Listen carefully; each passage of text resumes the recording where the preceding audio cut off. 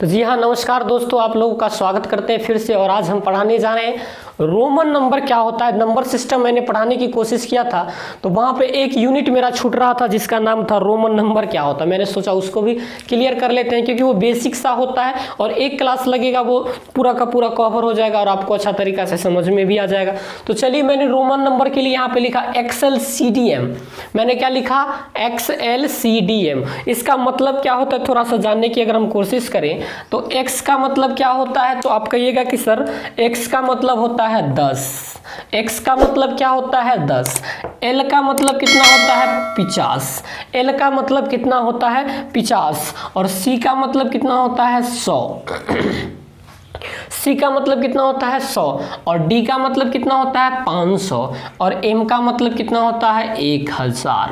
जिसको हम लोग 1000 कहते हैं उसको रोमन नंबर में M कहा जाता है। जिसको हम लोग 500 कहते हैं उसको रोमन नंबर में D कहा जाता है। जिसको हम लोग 100 कहते हैं उसको रोमन नंबर में C कहा जाता है। जिसको हम 50 कहते हैं रोमन नंबर में L कहलाती है। जिसको हम 10 कहते हैं उसको रोमन नंबर में X कहा जाता है।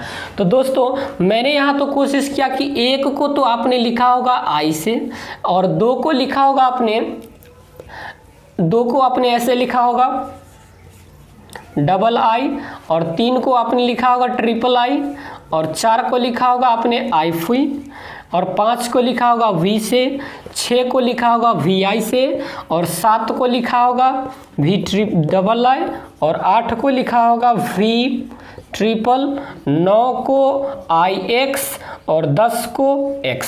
मतलब रोमन नंबर में क्या होता है कि अगर पीछे लग जाता है तो उतना चीज़ घटाना पड़ता है। जैसे 1 पीछे लग गया था, 10 में से 1 घटा के 9 लिखना पड़ा यहाँ पे, और आगे लग जाता है तो जोड़ना पड़ता है। तो जैसे ही हम यहाँ पे लिखेंगे 10 के बाद 11, तो X के बाद लगाएंगे, यानी 11 हमको अगर लिखना है तो 11 लिखने का मतलब क्या है, 10 में 1 जोड़ना, तो 10 का लिए 1 होता है। पीछे लगाएंगे तो घटेंगे, आगे लगाएंगे तो जुटेंगे। 11, 12 के लिए 2 को, 13 के लिए 3 को, 14 के लिए 4 को, 15 के लिए 5 को, 16 के लिए यहाँ, यानी अगर 16 लिखना है तो X भी I कर देंगे। अगर हमको 19 लिखना है तो 20 में से 1 को घटाना पड़ेगा, तो 20 के लिए लिखते हैं XX, और 1 घटाना है तो IXX।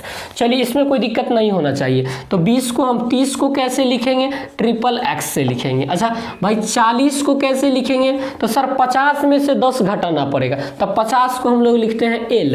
घटाने के लिए पीछे लगा दिया जाता है, तब L में से X घट गया, यानी L 50, X 10, 50 में से 10 घट गया तो 40। अब चलिए, 50 अगर लिखना हो सर आपको तो L लिखेंगे, क्योंकि 50 के लिए क्या यूज करते हैं L। अगर 60 लिखना हो तो सर LX यूज करेंगे। अगर 70 लिखना हो तो LXX यूज करेंगे। मैं देख लेता हूँ एक बार दिखाई देता है कि नहीं देता है, तो दिखाई आराम से दे रहा है दोस्तों। तो यहाँ पे अगर मैं कहूँ 80 लिखना है तो LXXX, यानी 3 को X 30, L का मतलब 50। अब अगर 90 लिखना है तो क्या कीजिएगा, तो 100 लिख देंगे C।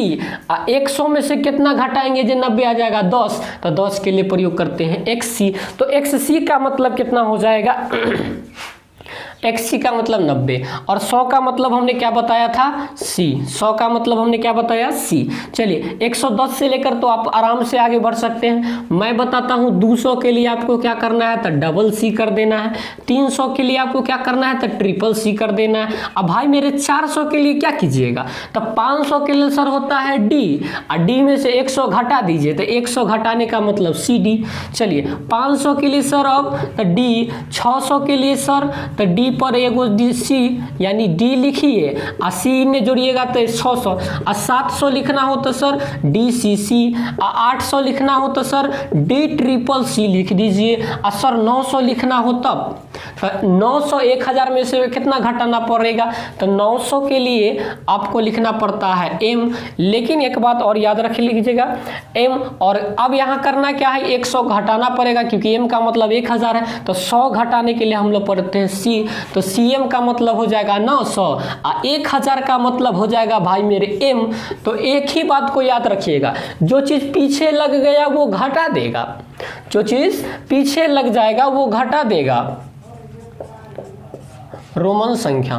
तो जो चीज़ पीछे लग जाएगा वो घटा देगा और जो चीज़ आगे लग जाएगा वो जुट जाएगा। रोमन नंबर का यही है। और रोमन नंबर का एक और फंडा है क्या, कि किसी भी अंक को 3 से ज़्यादा बार दोहराया नहीं सकता, किसी भी लेटर को। जैसे यहाँ पर देखिएगा तो सी को कितने बार दोहराया गया, 3 बार दोहराया गया। चलिए और मैं कहता हूँ एक्स को कितने बार दोहराया गया, 3 बार दोहराया गया। चलिए 3 को कितने बार दोहराया गया, एक आई को 3 बार दोहराया गया। तो किसी भी लेटर्स को 3 से ज़्यादा बार आप दोहरा नहीं सकते हैं, ये रोमन नंबर कहता है। दूसरी बात, रोमन नंबर में क्या कहता है कि अगर इसके इस तरफ लगाते हैं तो वो जुटता है और इसके इस तरफ लगाते हैं तो वो घटता है। जैसे मैं लिखता हूं x और यहां पे लिखता हूं l।